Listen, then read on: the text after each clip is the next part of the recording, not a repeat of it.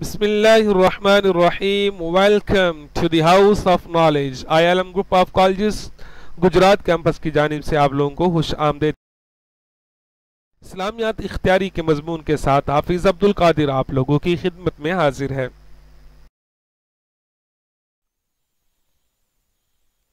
अजीज तलबा, सबसे पहले हम अपने गुज़श्ता लेक्चर को डिस्कस करेंगे कि हमने अपने प्रीवियस लेक्चर के अंदर क्या कुछ पढ़ा था। हमारा सबका लेक्चर सूरह बकरा की आयत नंबर 27 और 28 के लुग़वी और बामुहावरा तर्जुमे और तशरीह पर मुश्तमिल था।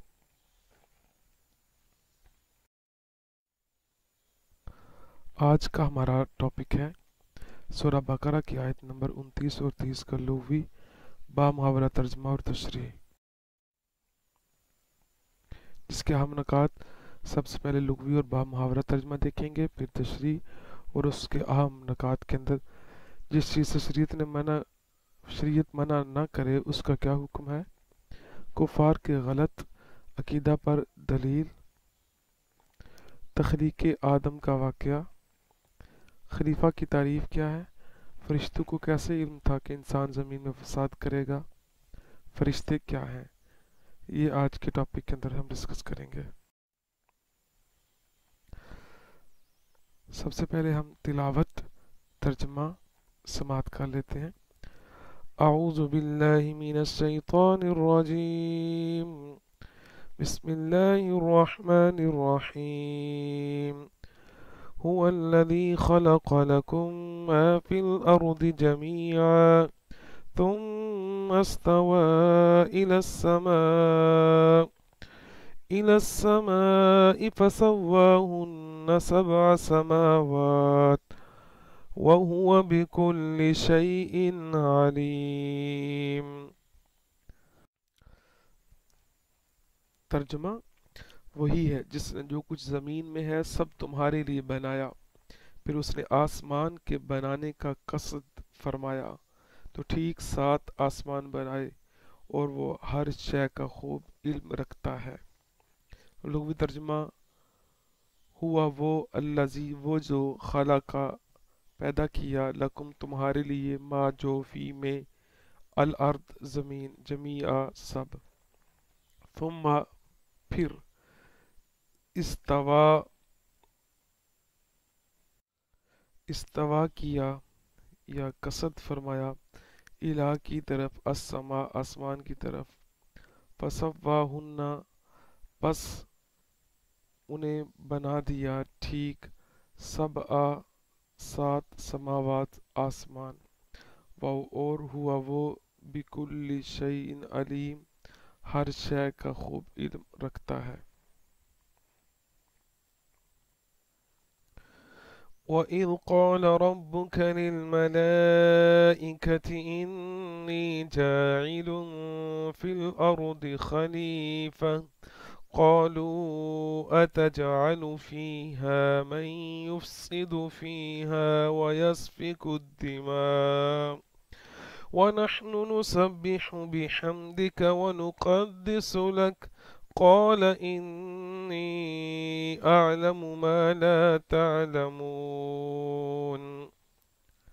तर्जुमा, और याद करो जब तुम्हारे रब ने फरिश्तों से फरमाया मैं ज़मीन में अपना नायब बनाने वाला हूँ, तो उन्होंने अर्ज़ किया क्या तू ज़मीन में उसे नाइब बनाएगा जो इसमें फसाद फैलाएगा और खून बहाएगा, हालांकि हम तेरी हम्द करते हुए तेरी तस्बीह करते हैं और तेरी पाकी बयान करते हैं। फरमाया बेशक मैं वो जानता हूँ जो तुम नहीं जानते। लफ्ज़ी तर्जमा, वाओ और इज़ जब, काला फरमाया, रब्बु का तेरे रब ने, लिल मलाइका फरिश्तों को, इन्नी बेशक मैं जाइलुन बनाने वाला हूँ, फी में अल अर्द अर्द ज़मीन, खलीफा खलीफा।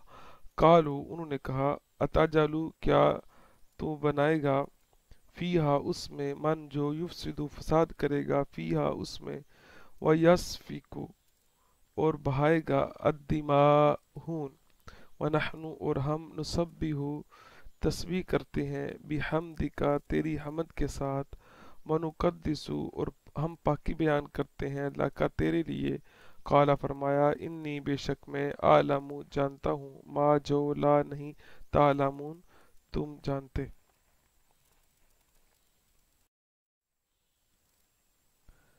تشریح هو الذی خلق لکم، وہی ہے جس نے تمہارے لیے بنایا۔ تمام انسانوں کو فرمایا گیا ہے کہ زمین میں جو کچھ دریا، پہاڑ، کانیں، کھیتی، سمندر وغیرہ ہیں، سب کچھ اللہ تعالیٰ نے تمہارے دینی اور دنیاوی فائدہ کے لیے بنایا ہے۔ دینی فائدہ تو یہ ہے کہ زمین کے عجائبات دیکھ کر تمہیں اللہ تعالیٰ کی حکمت اور قدرت کی معرفت نصیب ہو، اور دنیاوی فائدہ یہ ہے کہ دنیا کی چیزوں کو کھاؤ پیو اور اپنے کاموں میں لاؤ جب تک اللہ تعالیٰ کی طرف سے کوئی ممانعت نہ ہو۔ تو ان نعمتوں کے باوجود تم کس طرح اللہ تعالیٰ کا انکار کر سکتے ہو؟ ایک اہم قاعدہ بھی سماعت فرما لیجئے۔ اس آیت سے یہ معلوم ہوا کہ جس چیز سے اللہ تعالیٰ نے منع نہیں فرمایا وہ ہمارے لیے مباح اور حلال ہے۔ تفسیر روح المعانی۔ وَهُوَ بِكُلِّ شَيْءٍ عَلِيمٌ، اور وہ ہر شے کا خوب علم رکھتا ہے۔ کائنات کی تخلیق اور اسے وجود میں لانا اللہ تعالیٰ کے کامل علم کی دلیل ہے، کیونکہ ایسی حکمت سے بری مخلوق کا پیدا کرنا ایک ایک شے کا علم رکھے بغیر ممکن اور متصور نہیں۔ کافر مرنے کے بعد زندہ ہونے کو ناممکن سمجھتے تھے۔ ان آیتوں میں کافروں کے اس عقیدے کے غلط اور باطل ہونے پر ایک عظیم دلیل قائم کی گئی ہے کہ جب اللہ تعالیٰ قدرت اور علم والا ہے اور جس حیات کی صلاحیت بھی رکھتا ہے، تو موت کے بعد دوبارہ زندہ کرنا کیسے ناممکن ہو سکتا ہے؟ وَإِذْ قَالَ رَبُّكَ لِلْمَلَائِكَةِ، اور جب تمہارے رب نے فرشتوں سے فرمایا۔ حضرت آدم علیہ السلام اور فرشتوں کے واقعات پر ضمنی تبصرے سے پہلے ایک مرتبہ آیات کی روشنی میں واقعہ ذہن نشین کر لیجئے۔ واقعے کا خلاصہ، اللہ تعالیٰ نے حضرت آدم علیہ السلام کی تخلیق سے پہلے فرشتوں سے فرمایا کہ میں زمین میں ایک خلیفہ بنانے والا ہوں۔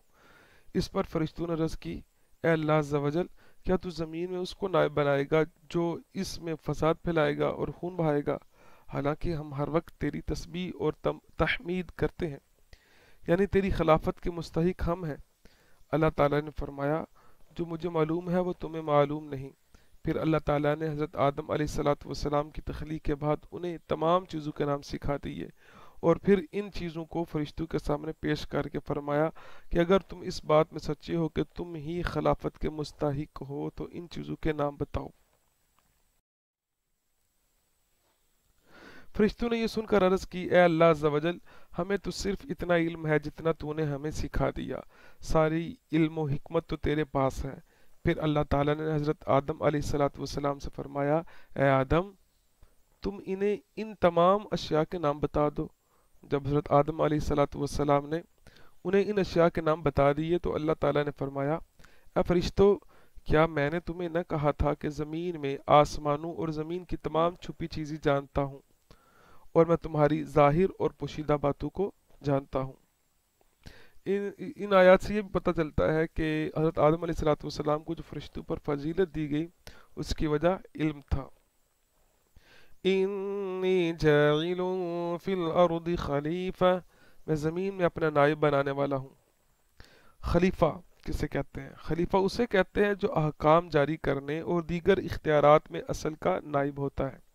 اگرچہ تمام انبیاء علیہم السلام اللہ تعالیٰ کے خلیفہ ہیں، لیکن یہاں خلیفہ سے حضرت آدم علیہ السلام مراد ہے، اور فرشتوں کو حضرت آدم علیہ السلام کی خلافت کی خبر اس لیے دی گئی کہ وہ ان کے خلیفہ بنائے جانے کی حکمت دریافت کریں اور ان پر خلیفہ کی عظمت اور شان ظاہر ہو کہ ان کو پیدائش سے پہلے ہی خلیفہ کا لقب عطا کر دیا گیا ہے، اور آسمان والوں کو ان کی پیدائش کی بشارت دی گئی۔ فرشتوں سے مشورے کے انداز میں کلام کرنے کا سبب، یاد رہے کہ اللہ تعالیٰ نے اس سے پاک ہے کہ اس کو کسی سے مشورہ کی حاجت ہو۔ البتہ یہ خلیفہ بنانے کی خبر فرشتوں کو ظاہری طور پر مشورے کے انداز میں دی گئی۔ اس سے اشارتاً معلوم ہوتا ہے کہ کوئی اہم کام کرنے سے پہلے اپنے ماتحت افراد سے مشورہ کر لیا جائے تاکہ اس کام سے متعلق ان کے ذہن میں کوئی خلش ہو تو اس کا ازالہ ہو جائے، یا کوئی ایسی مفید رائے مل جائے جس سے وہ کام مزید بہتر انداز سے ہو جائے۔ اللہ تعالیٰ نے اپنے حبیب صلی اللہ تعالی علیہ وآلہ وسلم کو بھی صحابہ کرام رضی اللہ تعالی عنہم سے مشورہ کرنے کا حکم دیا، جیسا کہ سورہ آل عمران میں ارشاد باری تعالیٰ ہے وَشَاوِرْهُمْ فِي الْأَمْرِ، اور کاموں میں ان سے مشورہ لیتے رہو۔ اور انصار صحابہ کرام رضی اللہ تعالی عنہم کا وصف بیان کرتے ہوئے ارشاد فرمایا کہ وَأَمْرُهُمْ شُورَى بَيْنَهُمْ، اور ان کا کام ان کے باہمی مشورے سے ہوتا ہے۔ سورہ شورى۔ حضرت انس بن مالک رضی اللہ تعالی عنہ سے روایت ہے، نبی اکرم صلی اللہ تعالی علیہ وآلہ وسلم نے ارشاد فرمایا جس نے استخارہ کیا وہ نامراد نہیں ہوگا، اور جس نے مشورہ کیا وہ نادم نہیں ہوگا، اور جس نے میانہ روی کی وہ کنگال نہیں ہوگا۔ موجم الوسط اتجعل فیہا من یفسد، کیا تو زمین میں اسے نائب بنائے گا جو اس میں فساد پھیلائے گا؟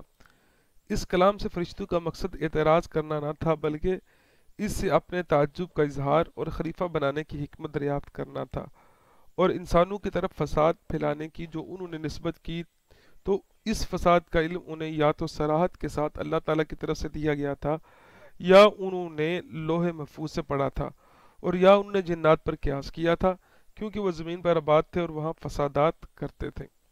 بیزاوی۔ فرشتے کیا ہے؟ فرشتے نوری مخلوق ہیں، گناہوں سے معصوم ہیں، اللہ تعالیٰ کے معزز اور مکرم بندے ہیں، کھانے پینے اور مرد یا عورت ہونے سے پاک ہیں۔ انی اعلم، بے شک میں زیادہ جانتا ہوں۔ فرشتوں کے جواب میں اللہ تعالیٰ نے فرمایا کہ جو میں جانتا ہوں وہ تم نہیں جانتے، کیونکہ خلیفہ بنانے میں میری حکمتیں تم پر ظاہر نہیں۔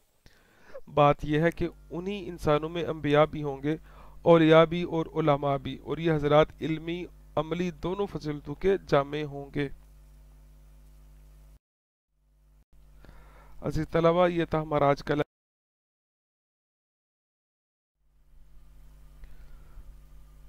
آج کا ہمارا ٹاپک تھا سورہ بقرہ کی آیت نمبر 29 اور 30 کا لغوی اور با محاورہ ترجمہ اور تشریح،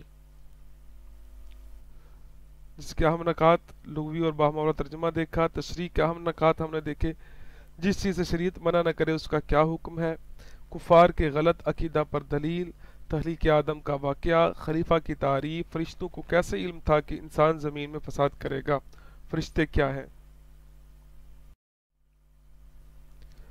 عزیز طلبہ، آج کے لیکچر کے حوالے سے اگر آپ کے ذہن میں کوئی سوال ہو تو آپ پوچھئے، کیونکہ اکثر میں کہتا ہوں اچھا سوال آدھا علم ہوتا ہے۔